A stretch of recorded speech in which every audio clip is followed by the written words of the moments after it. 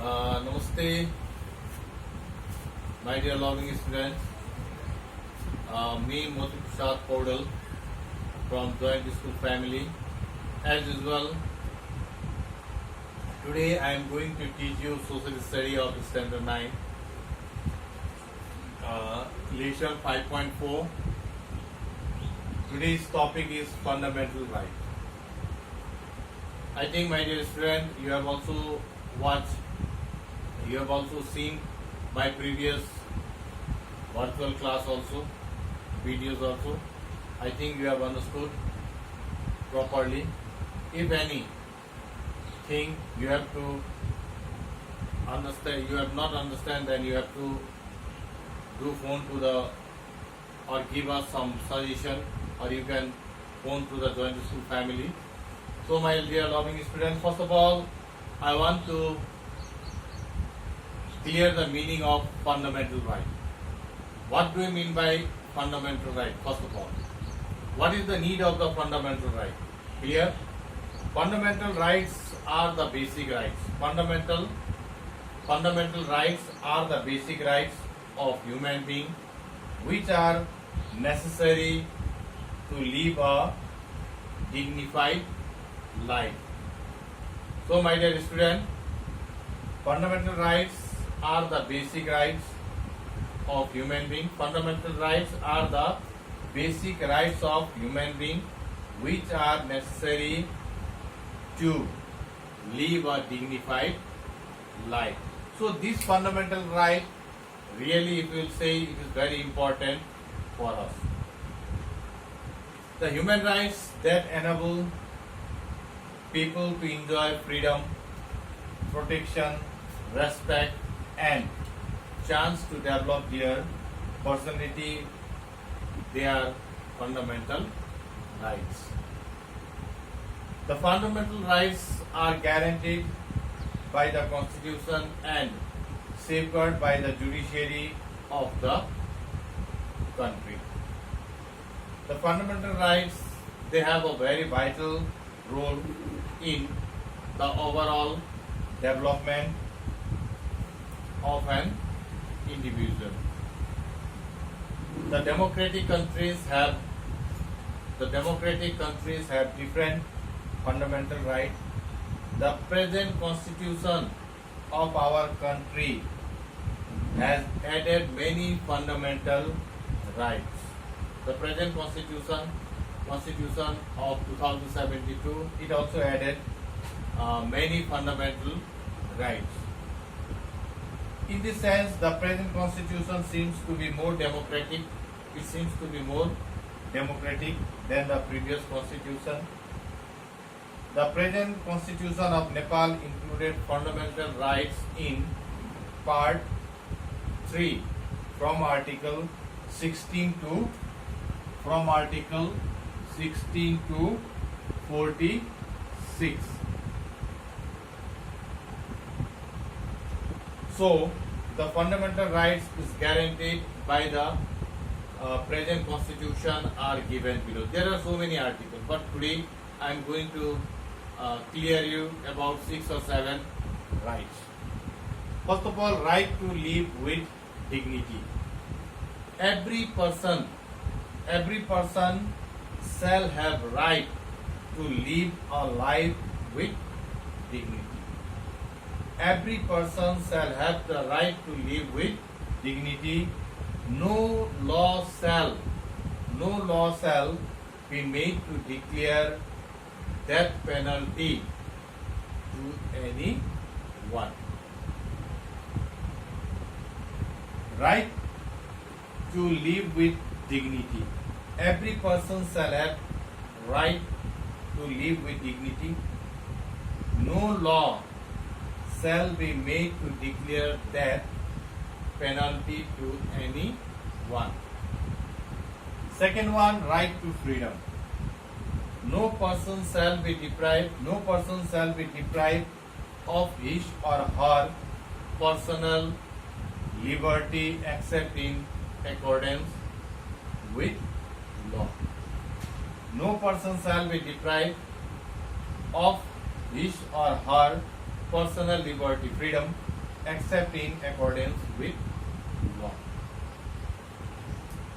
Every citizen shall have the freedom of opinion. Opinion means to say something clear, opinion and expression, to assemble peacefully without arms, to form political parties, to form unions and associations, to move and reside in any part of our country, to practice any profession. For example, I am teacher. No one can force me leave this job, teacher, and go to drive a back. So everybody, they can choose their own profession, clear occupation, and to establish and operate any industry, trade, business in any part of country. So my dear student, right to live with dignity, right to freedom, and now right to equality. Right to equality, generally what happens, all the citizens shall be equal before the law. No person shall be denied equal protection of law. No person shall be denied the equal protection of law. No discrimination shall be made in the application of general laws on the ground of origin, religion, race, caste, tribe, etc. The state shall not be discriminate any citizen. The state shall not discriminate any citizen on grounds of origin, religion, race, caste, tribe, sex, economic condition, language, region, their ideology, etc. Clear? Everybody, they have right to equality. Right to communication. No publication and broadcasting or dissemination or printing of any news item, editorial feature, etc., audio or audio-visual material, printing shall be censored. No radio, television, no online or other form of digital or electronic equipment, press or other means of communication, publishing, broadcasting or printing any news item, feature, editorial, article, information or other material shall be closed or ceased.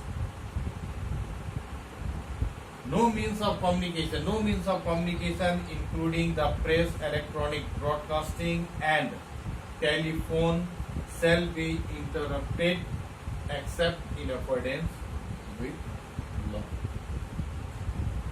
Right to justice. No person shall be detained in custody without informing him or her of the ground for his or her arrest. No person shall be detained in custody without informing him or her. Any person who is arrested shall have right to consult a legal practitioner of his or her. Any person who is arrested shall be produced before the executing authority within a period of 24 hours of such arrest. No person will be liable for punishment for an act which was not punishable by the law in force. Every person charged with an offence shall be presumed innocent until proved. No person shall be tried or punished for the same offence in a court more than one. Right to victim of the crime. A victim of crime shall be right to get information about the investigation and proceeding of a case in which he or she is a victim. a victim of crime shall have the right of justice, including the social rehabilitation and compensation in accordance with law. So, my dear student, I think these are some of the fundamental right of the victim of crime you have understood. Now, today, last I am going to teach you for today's class right against torture. No person who is arrested or detained shall be subjected or physical or mental torture or to cruel, inhuman or degrading treatment. So, this right against torture, these are some of the fundamental rights of our country which is provided by the constitution of our country, and there are other fundamental rights are also there, which I will tell you in my coming class. I will teach you in my coming class. So, at last, I think you have understood all these things. Again, we will meet in another class. Okay, this much for today. Namaste to you all, my dear students.